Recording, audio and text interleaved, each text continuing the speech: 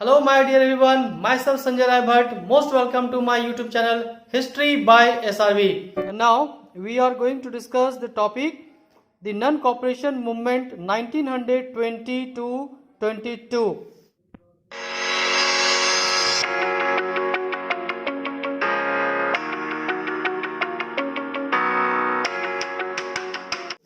तो let's see here, यहाँ देखेंगे कि महात्मा गांधी ने कहा था कि the British rule was established and survived in India with the cooperation of Indians. तो यहाँ पर बताया गया है कि नॉन कॉपरेशन मूवमेंट को स्टार्ट करने के पीछे गांधी जी का क्या मकसद था, क्या उन्होंने अपने आइडिया दिया कि आखिर नॉन कॉपरेशन मूवमेंट क्यों चलाया जाए, इसके पीछे कारण क्या था, कौन सी आइडिया काम कर रही थी, वर्क कर रही थी। तो यहाँ पर महात्मा गांधी ने कहा कि ब्रिटिश रूल तभी तक स्टैब्लिश कर सकती है, तभी तक हमारे देश में सरवाइव कर सकती है, रह सकती है, जब तक इंडिया के लोग उनका साथ देते रहेंगे।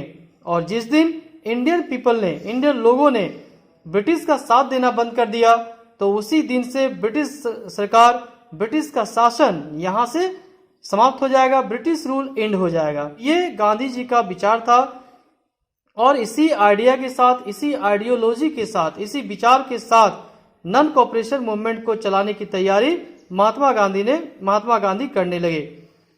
Next, if Indians refuse to cooperate British rule would collapse and Swaraj would come.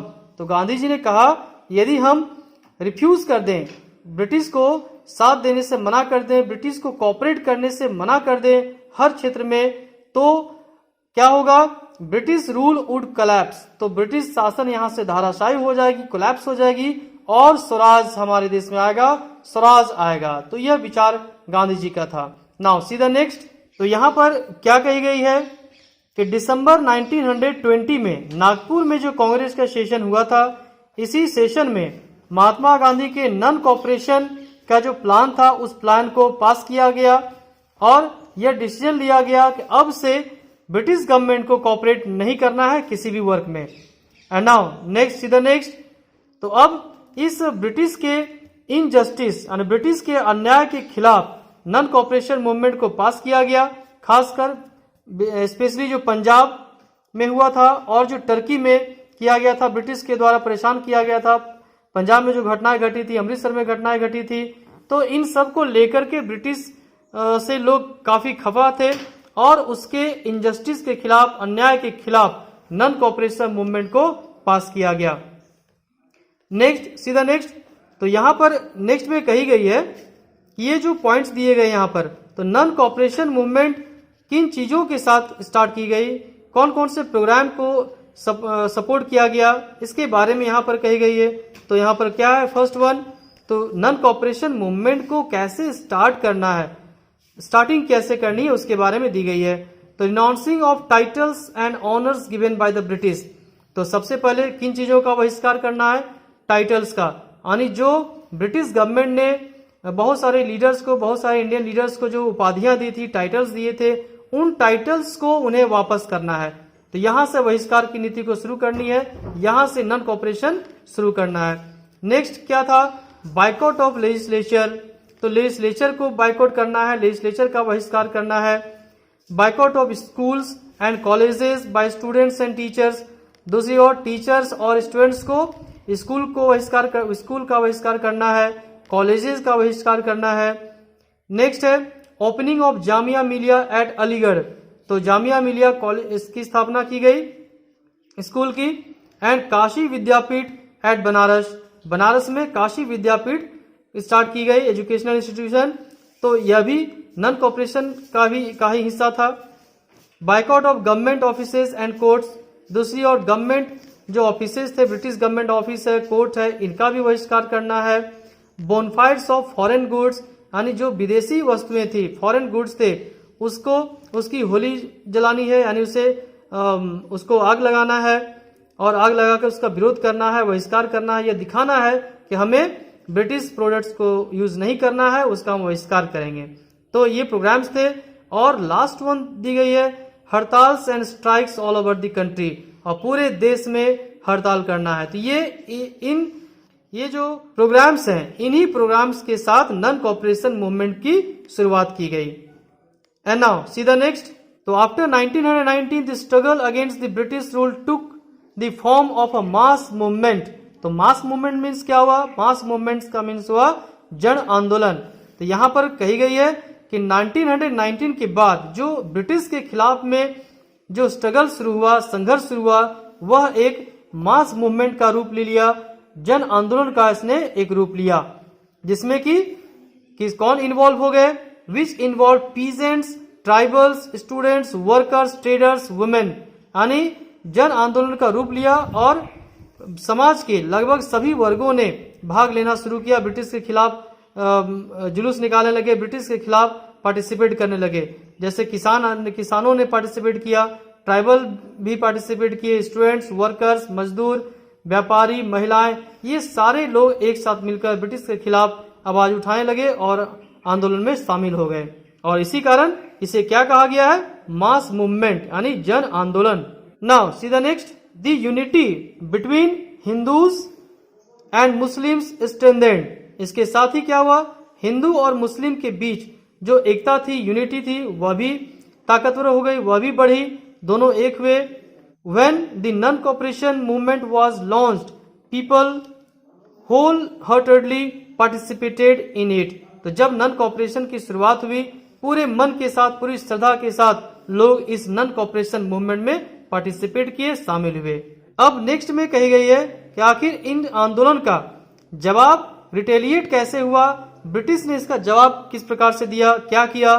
तो the Britishers retaliated by imprisoning all the important leaders of the movement except Gandhi ji. यानी कि गांधी जी को छोड़कर जितने सारे इंपॉर्टेंट लीडर्स थे, उन लीडर्स को ब्रिटिश ने अरेस्ट कर लिया, गिरफ्तार कर लिया, कैद में डाल दिया। तो इस प्रकार से यह टॉपिक यहाँ पर ओवर होती है, फिनिश होती है। नेक्स्ट टॉपिक है चौरी चौरा। तो एक चौरी चौरा उत्तर प्रदेश में एक प्लेस है जहां के बारे में दी गई है। यहाँ एक इंसिडेंट हुई थी, एक घटना घटी थी, जिसके बारे में यहाँ पर डिस्कस की गई है। Now see, in 1922 the police fired upon a group of demonstrators at Chauri Chaura in Uttar Pradesh. तो उत्तर प्रदेश में चौरी चौरा नामक प्लेस में क्या हुआ? जो डेमोन्स्ट्रेटर्स थे, जो प्रदर्शनकारी थे, उन प्रदर्शनकारियों पर पुलिस ने गोलियां चलाई, फायर शुरू कर दिया। इसमें हुआ क्या? The agitated mob set police station on fire। तो ये जो गुस्साए लोग थे, प्रदर्शनकारी थे, जब इन पर गोलियां चलाई गई तो इन लोगों ने पुलिस स्टेशन को ही जला दिया, जिसमें कि 22 पुलिसमैन जिंदा जल गए। गांधी जी इस घटना से बहुत ही शॉक हो गए, बहुत ही चकित हो गए, और इसके कारण क्या हुआ? He called off the non cooperation movement. और इस हिंसा के कारण, इस घटना के कारण गांधी जी ने नॉन कॉपरेशन मूवमेंट को वापस ले लिया, बंद कर दिया। क्यों? क्योंकि as he felt that the movement had lost its non violent character. तो गांधी जी को लगा कि जो हमने अहिंसा की नीति का पालन करने के लिए कहा, वह अहिंसा अब छोड़ दिया जा रहा है, अहिंसा का लोग पालन नहीं कर रहे और हिंसा फैल रही है। तो इसी के कारण नॉन कॉपरेशन मूवमेंट को बंद करने का डिसीजन गांधी जी ने लिया। तो जब गांधी जी ने नॉन कॉपरेशन मूवमेंट को विड्रॉ कर लिया, तो यहाँ पर रिएक्शन क्या हुआ डिफरेंट लीडर्स के में? तो डिफरेंट लीडर में क्या हुआ? Some leaders supported his decision but leaders like Jawaharlal Nehru and Subhash Chandra Bose oppose the withdrawal of the movement due to one violent incident. तो यहाँ पर कुछ लीडर्स ने गांधी जी के डिसीजन का स्वागत किया, सपोर्ट किया, समर्थन किया, लेकिन जवाहरलाल नेहरू, सुभाष चंद्र बोस आदि नेता ने, इन लोगों ने इसका विरोध किया, आपत्ति जताई कि एक छोटी सी घटना के कारण, एक इंसिडेंट के कारण ही पूरे आंदोलन को बंद करना ये कहीं से भी उचित नहीं था। और इसके बाद मोतीलाल नेहरू एंड चितरंजन दास ने एक अलग पार्टी बनाई जिसका नाम था स्वराज पार्टी। अब ये नॉन कॉपरेशन मूवमेंट जब बंद हो गई तो अब आगे की क्या पॉलिसी होनी चाहिए, इस पर काम चलने लगा। तो यहाँ पर मोतीलाल नेहरू और चितरंजन दास ने क्या बनाया? स्वराज पार्टी बनाई। किस लिए बनाई? To enter the legislative council and then destroy the British administration from inside. तो उनका मानना था कि अब इलेक्शन में हमें पार्टिसिपेट करना है और जीत कर वहां जाना है, असेंबली जानी, काउंसिल जानी है और वहां इनसाइड में होकर, वहां काउंसिल में रहकर ही ब्रिटिश का हमें विरोध करना है। एंड नाउ इसके बाद क्या हुआ कि जब नॉन कॉपरेशन में गांधी जी अकेले पड़ गए और ब्रिटिश ने देखा कि अब जो लीडर्स थे वो लीडर्स का व्यू, उनका विचार अलग हो गया और कुछ लीडर ने इस मूवमेंट को सपोर्ट करना बंद कर दिया, गांधी जी का सपोर्ट करना बंद कर दिया। तो इससे गांधी जी की स्थिति थोड़ी कमजोर हुई, अकेले पड़ गए और इसी का फायदा उठाकर ब्रिटिश ने गांधी जी को अरेस्ट कर लिया। एंड नाउ अब यहाँ पर नॉन कॉपरेशन मूवमेंट के बारे में दी गई, आखिर इसका समाधान क्या हुआ, क्या कंडीशन रही। तो the non cooperation movement was withdrawn prematurely. It was successful in bringing the entire country close and helped in giving a national character to the country's freedom struggle. तो यहाँ पर कही गई कि आखिर इसका कंक्लूजन क्या निकला नॉन कॉपरेशन मूवमेंट का। तो हालांकि नॉन कॉपरेशन मूवमेंट को बंद कर लिया गया, विड्रॉ कर लिया गया, ये प्रीमेच्योरली यानी पूरा ये काम हुआ भी नहीं, लेकिन यह सक्सेसफुल कहाँ रहा। नॉन कॉपरेशन मूवमेंट ने लोगों को एक नेशनल कैरेक्टर देने का प्रयास किया, नेशनल कैरेक्टर का बल मिला, लोग अब एकजुट होना सीख गए और इस भावना लोगों के मन में आई कि हमें फ्रीडम के लिए, हमें स्ट्रगल के लिए पूरी एकजुटता के साथ काम करना होगा। पूरे देश के लोगों तक यह संदेश गया कि हमें सब मिलजुल कर ब्रिटिश के खिलाफ में लड़ाई करनी है, मूवमेंट चलाना है, स्ट्रगल करना है। Gandhi ji continue to propagate khadi, Hindu Muslim unity and eradication of untouchability. इसके साथ साथ नॉन कॉपरेशन मूवमेंट के बाद गांधी जी का अधिकतर समय किसमें लगा, किस तरफ काम करने लगे।